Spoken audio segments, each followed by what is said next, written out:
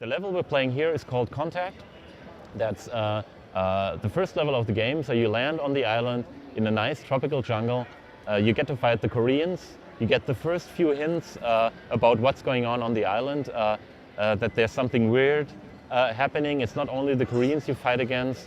You get to meet your squad mates, and you also get to lose some right from the start. So it turns out to be routine. It's a very easy way into the game. It's sort of like an inbuilt tutorial. So you get hints about different functions. We teach you how to use the nanosuit in different environments. And then we basically give the player the freedom to go ahead and play with it. We decided that on the floor we're showing DirectX 9 actually, running on XP, because our fans are always worried, do I have to buy a completely new computer to play Crysis? And the message we want to give people is no. It looks gorgeous on DirectX 9, it runs on XP, you don't have to upgrade to play Crysis. Of course, what we're showing behind closed doors, over there, is DirectX 10, which is a completely new experience. It looks gorgeous, extra plus, super duper. So the highest quality setting is DirectX 10 only. What we focus on mainly is the interface, making that a lot more smoother. We worked on the nanosuit interface with the mouse. We added a couple of quick keys that you can access suit functions on a keyboard. We tweaked the difficulty settings, which range from easy to delta, because we're being Crytek. We have 4 difficulty modes, not 3. And the hardest one is called delta.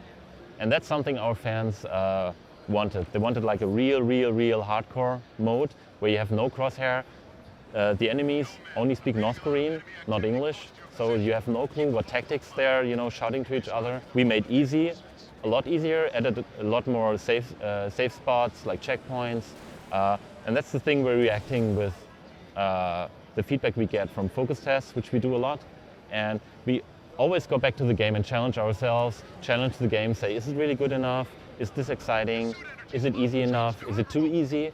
Because we want to give a very good overall experience to everybody. The orientation in the game, how we get players to go in the right direction is a very challenging thing to do. Obviously, with the philosophy we have of an open sandbox environment is actually sort of like counterproductive to that. What we try to do is that there's always a very obvious way you can go along, like a road, like a visual reference that leads you towards where we want the player to go. And in between these choke points, we have the open sandboxes, so you can go pretty much anywhere you like in between, and then we funnel the player towards the next spot where we want him to go. And we always try to keep that sort of logical, that it's not too obvious that we want players to go there. Basically, the rule of thumb for design we have, Stan, our level designer, and me, is that it has to make sense if you're in the game world. So if people, they want to go into that direction, we make it very easy to go there. But you also can, fool around in between. Oh, new technology. Basically everything is brand spanking new.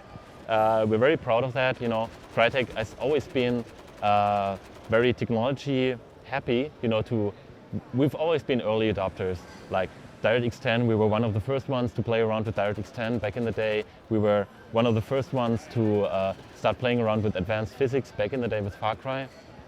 Trying to be photorealistic as much as we could be, and we sort of, tried to take things to the logical conclusion. One example is we started making palm trees which look like a photograph. Our R&D department says, okay, physics, what do we need? We need the leaves bending and moving in the wind or from explosions.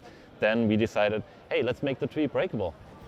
Everybody screamed and said, oh no, impossible, we cannot do it. But fortunately, our R&D department rocks, and they managed to do that. And then we had beautiful procedurally breaking trees, which meant you could shoot them in different pieces. Then the next thing was that players wanted to actually pick up the pieces and throw them around or play with them. And then one of the first things players did is run up to a North Korean and say, hey, I want to pick up this guy too, and throw him across the level.